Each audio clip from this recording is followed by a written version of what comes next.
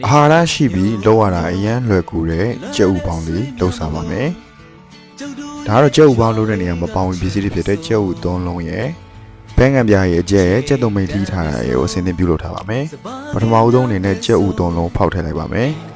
ရင်နွေးတည်ထားတာဒီလိုပေါ့ပွက်ဆူလာပြီးဆိုရင်တော့ရင်နွေးအနှဲငယ်ယူပြီးတော့ကြက်ဥတွေကိုထည့်လိုက်ပါမယ်ပြီးရင်တော့ကြက်ဥအနှစ်ပြောက်တဲ့အထိတည်တည်ချာလေးခောက်ပေးပါမယ်ဒီလိုကြက်ဥကိုခောက်လိုက်ပြီးဆိုရင်အပေါ်မှာဒီလိုအမြုပ်ကလေးထားလာတတ်ပါတယ်အပေါ်ကထားလာတဲ့အမြုပ်ကလေးတွေကိုဖယ်ပေးပါမယ်ဒါမှကြက်ဥပေါင်းတဲ့နေရာမှာအပေါ်ကဒီလိုမျိုးအမြုပ်တွေမရှိမှာဖြစ်ပါတယ်စောနာကရေစုကိုတည်ထားတဲ့အိုးတွေကိုဒီအောက်ကဒီလိုကျွေးပကံတစ်လုံးခံပြီးတော့ကြက်ဥပေါင်းပါမယ်အပေါ်ကအဖုံးလေးအုပ်ထားပါမယ်ဒီလိုရေပွက်ပွက်ဆူနဲ့ကြက်ဥပေါင်းတာ10မိနစ်လောက်ကြာသွားပြီဆိုရင်တော့ကြက်ဥပေါင်းကအစင်းလေးဖြစ်တော့ဖြစ်သွားပါပြီ။